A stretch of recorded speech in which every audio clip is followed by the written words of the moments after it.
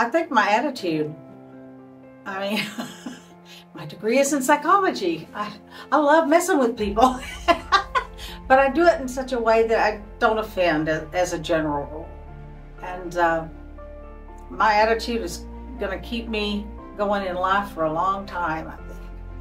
So that's my biggie.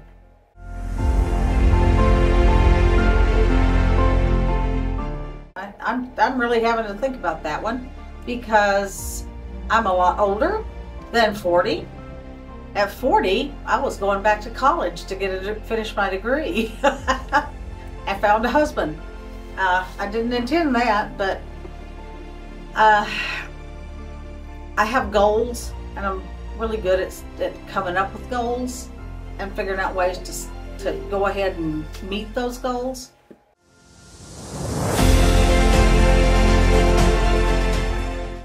I wanted to go back, like I said, and get my degree, and I did. And I wanted to be self-sufficient, and I have made that happen. My last year has been tough because I lost my husband, but I've learned strengths that I didn't even know I had, and I've learned that I really have fun in life. Probably way more than I'm supposed to. But I've reconnected with my adult children. Is that adult children? That's kind of an oxymoron, isn't it? But anyhow, my life is just rich and full right now. And I'm just living it, my best life right now.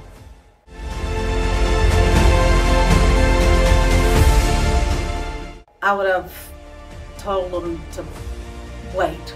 Just wait, finish your degree, you know, learn how to set those goals earlier and lose the instant gratification, because that just gets you in a lot of trouble. But not that trouble, but you know, it's important. But I think that's what I would tell my 20-year-old self is wait, stop, wait, look at life and take a breath.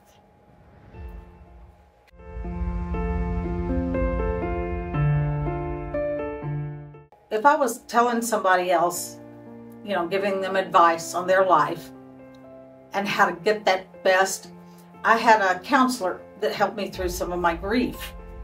And she came up with something, and it had to be probably the most profound thing I've ever done and the easiest thing I've ever done at the same time. Pick one, like a day a week, day a month, every day, whatever you feel is good for you, and do one random act of kindness. If it's nothing more than telling somebody, "Ooh, I love that outfit," or "Those are the cutest shoes." One random act of kindness. Sometimes it's that my server, he got, you know, a $20 tip. You know, I went back into at McAllister's. I ate there one day during the pandemic when they just started opening. And they had all of 4 employees. That's it. And they were struggling. And I went in, I ordered, and they brought me my food.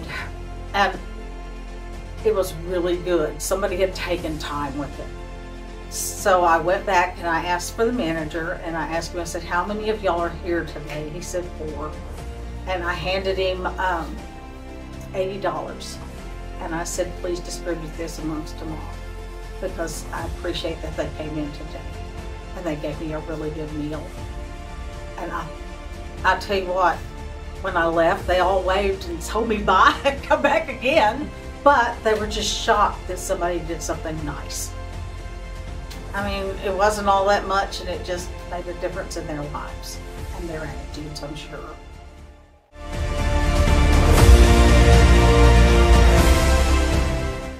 I think I've got a couple. My one that I've had for many, many years, like when I was a teenager, keep smiling. It just makes them wonder what you've been up to. And with me, my mama just never knew.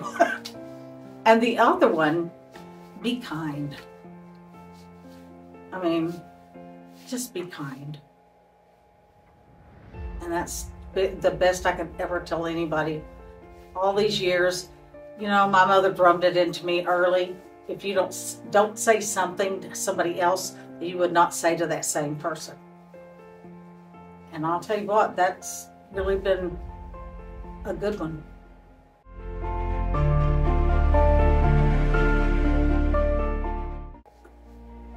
They don't want me in that generation. I hate to tell you that, but I work with a ton of teenagers. I had one the other day tell me, and he said, "You're not 40 yet." I said, "You're my new BFF." But usually people guess my age at around 55. And those teenagers haven't got a clue. You know, anybody over 21 is still old to them. And my greatest blessing, I guess, is that they look at me and they don't see an old woman. They see somebody who plays with them as they grow up around without their job, and they never know what I'm going to do. So yeah, I think they'd like to think that we're old and crotchety, but then they realize that they're talking to somebody who's like old enough to be their grandmother or great-grandmother, and they're going, "Oh my stars." Maybe they're not all old and crotchety. So it's my job to influence my world around me as best I can in a positive manner.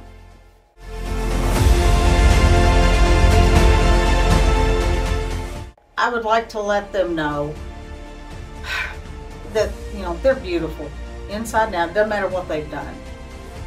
I always try to tell them, hey, you know, you lost a pound or two. Boy, go sure find something, a plus to say. And I really can honestly say, my oldest daughter, she doesn't care what anybody says. She's gonna do what she needs to do when she wants to do it. Sometimes that's a little bit of a challenge, but you know, she's pretty self-reliant. My middle one is she's 45. Yeah, she'll be 45 this year. She's a very, very self-assured lady. I applaud her for that because I know that was hard fought, but she has really done well. And I'm really proud of both of my daughters. Very self-sufficient, because as my little sister told me when we lost our mother, she was 19, I was 31 when we lost Mom. And she said, you know, Mom raised us to be survivors no matter what. That's what I want for my girls and my granddaughters. Be a survivor. Don't be somebody's victim.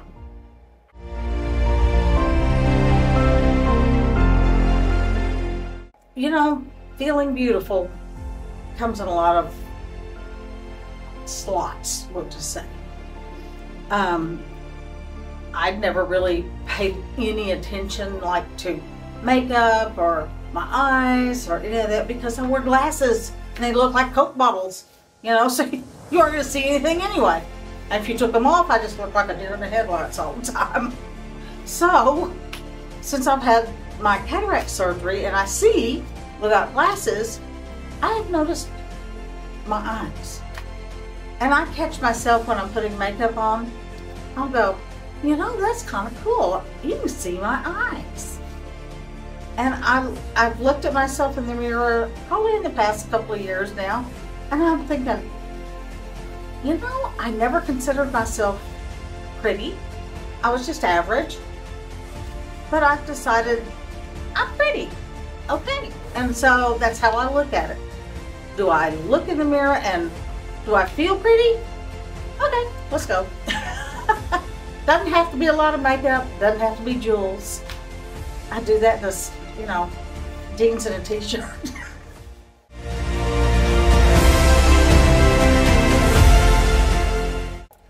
To inspire another woman, the only thing I'd say is be true to yourself. Don't listen to the negatives, because all they're trying to do is tear you down.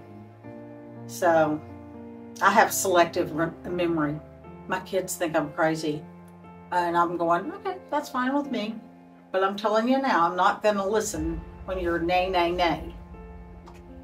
My son is trying to take care of me. God will love that man. And it's tough. Mom, would you not do all this stuff? He's so funny. I can already hear my middle one, Kristen, she's always super critical. And so she's the one who said, Mom, you can't wear that. That's just too short. And I thought, you know, used to I had really good looking legs, but you know, as you get older, things don't. As I said, they went south for the winter. They never came back to north in the summer. They just stayed there.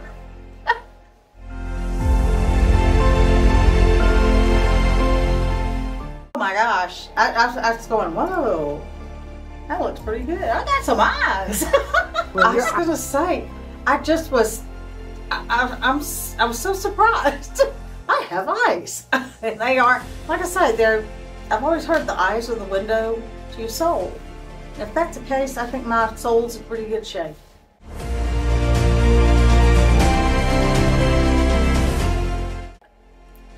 My reasoning for being in the 40 over 40 was I've never done anything like this. This is not anything I have ever even looked at.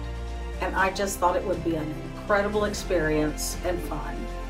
And you know, at my age, you know, that's just life, and you just keep going. But I enjoy life. I want to share that.